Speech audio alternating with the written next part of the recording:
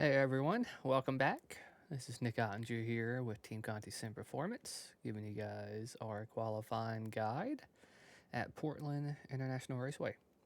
So, another road course for us, but it's actually a technical, high-speed road course for the last half of the track. But with that said, I'm going to let this roll through just at speed with in-car perspective, and then we will kind of dissect it a little bit with our chase view. So, just to preface this, the run to start the first lap, I do a little bit of a later apex here just to try to exit lower off of 11 and off of 12, just so you can have a straighter exit to the start-finish line. But let's let this roll through.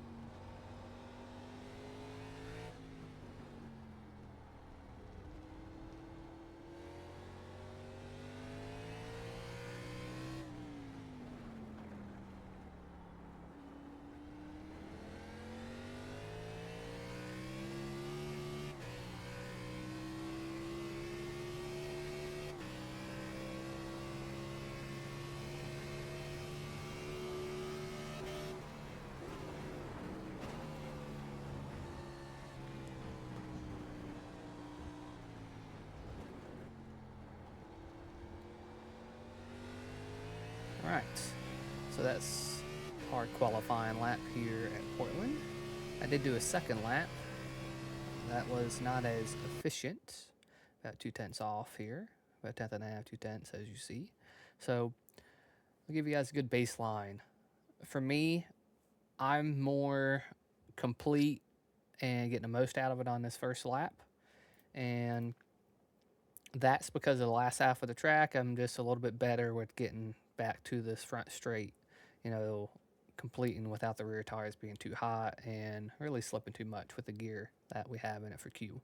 So in a perfect world, I would probably be about a 12.9.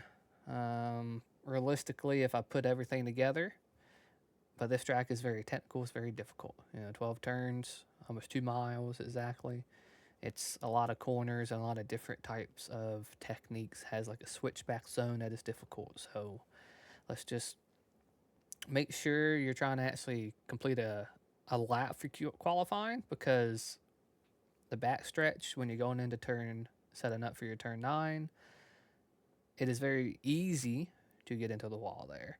Just because of how it actually starts narrowing and really how the wall starts jumping out to the left once you're trying to get into the braking zone there. But let's go to this lap 1 here, and just to give a brief explanation, as far as what I look for here and what we should be looking for after the start finish line here is your markers on the fence in here. Okay, so this 700 marker is a good tool normally for your lift point, just before it, just after it, whatever you're comfortable with, just in this zone, essentially right at the pit exit cone. And the 600 marker is your tool for braking. Okay, just before it. And here, just for simplicity purposes, you're just trying not to downshift so quick to induce wheel hop. So that's your objective, turning away from the wall. And here's another tool. Get close to this wall as much as you can without hitting the right front. Think of it like the bus stop at Watkins Glen. You're trying to make sure you got the correct angle and off the brake, once you're going over this curbing, and the same thing once you get to this curbing. So very important to get your car slowed down for this turn too. Use the curbing, keep it left, try to get a straight drive here, partial throttle as you see. And this is the section where I cost myself a little bit of time just on this first lap, is I overshot this zone with too much braking. And what I did is I took all that momentum that I was going to carry through my rolling phase and just before I responded to the throttle to get the time that I needed. So I cost myself about a tenth and a half just in this section alone. Overslowed it, making time back up with throttle. And this, again, switch back zone right here. It's a very difficult zone. Couple things just to reference for Q. I would emphasize on hugging this curbing as much as you can, but as soon as you start pushing the front out, your mindset should be, okay, let's start unwinding the wheel a little bit so I can actually start creating a straighter quality of drive off this corner. You're not going to be completely straight, obviously, because look, it's bending obviously further left, but it's off camber, so do not use this curbing as a reference and get the right side because it's just too far off camber and you just take too much speed having to lift, get the fronts connected, and then by the time you try to work back to more throttle, you're just spinning the rear tires. So that's why I use halfway through here as a good tool in between the road and try to straight line my braking phase here. Another important quality is just having the drive off in this section because this is all the momentum you're going to carry. If you're still braking at this point, you cost all your momentum on the back stretch, okay? And that's just because you're not slowing it up enough. Your objective should be looking, at this point, should be looking far ahead to maybe pinpoint the furthest left area you're going to be on exit. And then once we play in real speed, I'm already looking at this curbing, shifting up, looking at this corner here, shifting up. And then a couple ways you can do it for Q. All what you guys are comfortable with. You can actually not pinch that corner as much and just get further left here to when then actually you can straight line your entry into the braking zone into 9. Or you can just continue staying to the right a little bit. But if you stay to the right a little bit further than what I am here, you're just going to have some wheel spin in the rear for qualifying. Where the name of the game for Q is just to make something as efficient for a lot of turn and giving you all that capability to drive off the corner. So that is what the mindset of qualifying was. Now, braking for qualifying here, you could see, look how the wall is, we're going to actually get flush with the wall here, almost exactly into our braking phase. And then you're going to see how, again, it gets narrow and it starts veering to the left. So this is our braking point, the 400 marker in Q.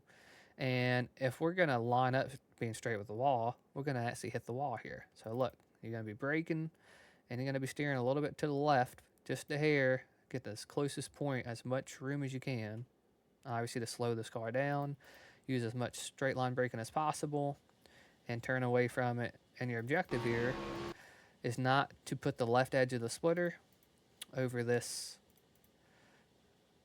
point here, okay? This left edge. What I mean by that, as you see, I don't want you bringing the inside of the left front tire to where now it's going to be on this, obviously, patch here.